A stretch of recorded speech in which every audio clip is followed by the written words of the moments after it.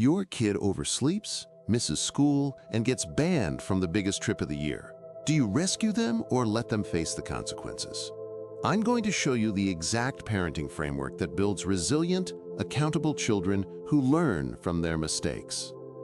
This isn't harsh parenting. This is natural consequence parenting. By the end, you'll have a clear system you can use today for turning your child's failures into their greatest teachers. And if you stay until the end, I'll reveal the one phrase that transforms defiance into ownership. Welcome back to Deeper Dudes. But first, let's talk about why rescue parenting is creating a generation of fragile adults. Your teenager fails a test, you email the teacher. They forget their homework, you drive it to school. They oversleep, you call them in sick. Sound familiar? Research from psychologist Peter Gray shows that children today have 40% less unstructured time and face 60% fewer natural consequences than kids in the 1970s. And we're seeing the results. College counseling centers report anxiety and depression rates have tripled in the past decade. What a load of crap that we think protecting our kids from failure is protecting them at all. The truth is, resilience isn't built in safety, it's forged in struggle. But natural consequence parenting isn't punishment, it's preparation. And here's exactly how it works. The natural consequence framework has 3 core principles. First principle, separate your emotions from their choices. When my son David overslept and missed his alarm for the 3rd time in 2 weeks, my first instinct was panic. The Ireland trip with his class was something he'd been looking forward to for months. The school policy was clear. 3 tardies equals exclusion from the trip. But here's what I realized in that moment. His oversleeping wasn't my emergency, it was his consequence. When you rescue your child from natural consequences, you're not showing love. You're showing them they can't handle reality. And that's terrifying for a developing mind. This leads directly into how consequences actually build confidence, not destroy it. Before we go any further, I want to pause for something important. None of what we've been talking about really matters if we don't have the energy and clarity to actually implement it. I learned that the hard way.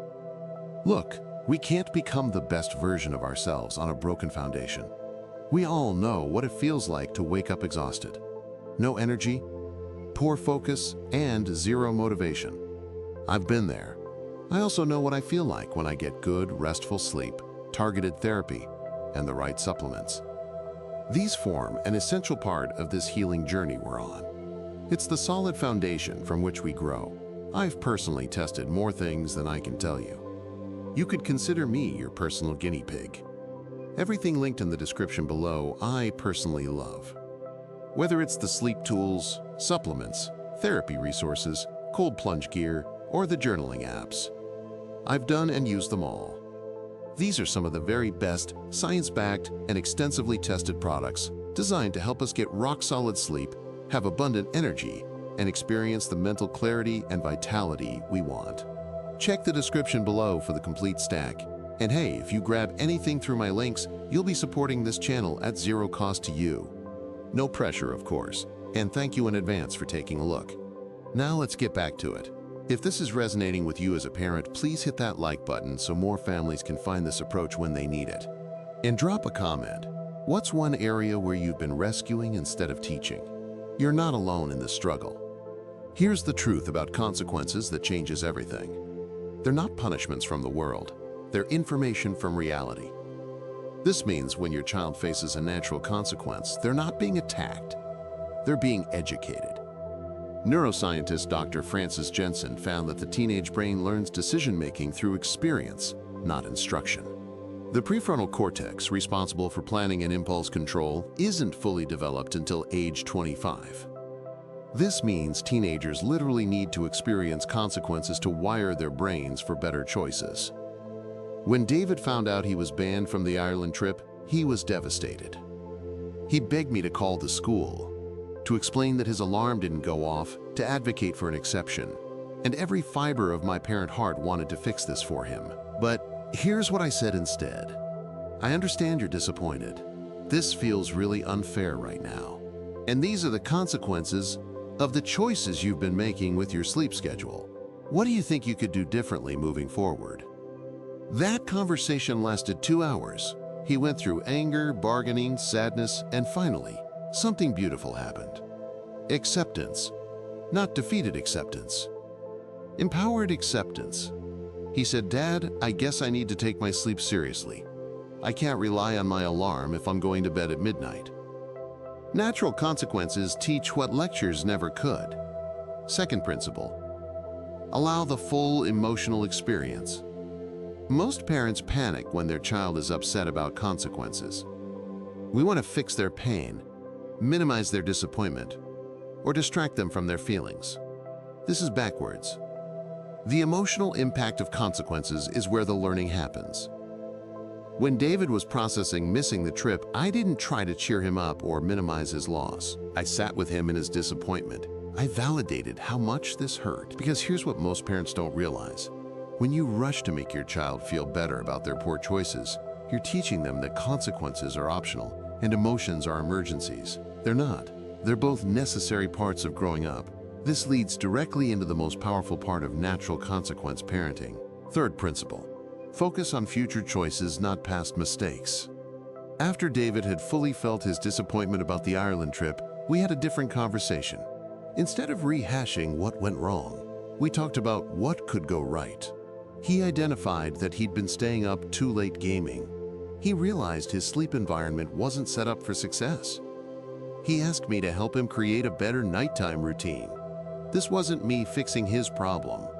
This was him taking ownership and asking for support in making better choices.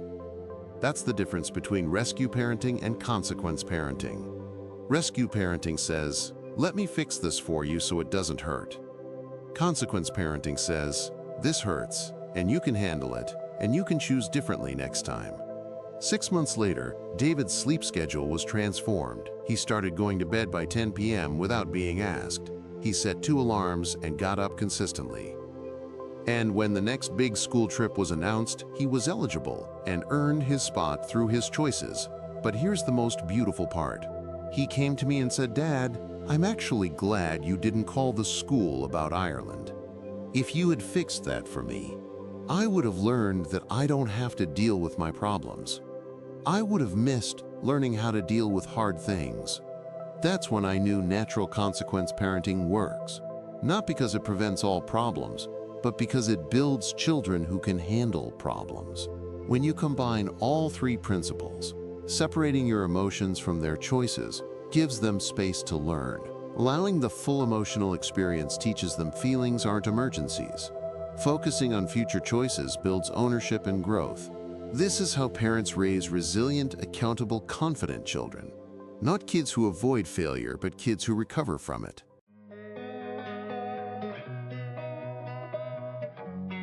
Drop a comment. What's one area where you've been rescuing instead of teaching? Is it homework, chores, social conflicts, or something else entirely? Thank you for taking the time to watch this video. We hope you found it helpful. If you did, please be sure to like and subscribe and hit the notification bell so you don't miss any new videos. It not only helps the channel, it tells us that we should make more content like this. We post videos every other day that tackle real challenges men face. So if you liked this one, you're probably going to enjoy the others on the channel. Remember, struggling doesn't make you weak, it makes you human. The fact that you took time to watch this means you're ready for something better. Thanks again for watching. Finally, be sure to check out the description below for all the amazing products that could jumpstart your healing journey. Catch you in the next one. Deeper Dudes. Until then, keep learning, keep growing, keep thriving.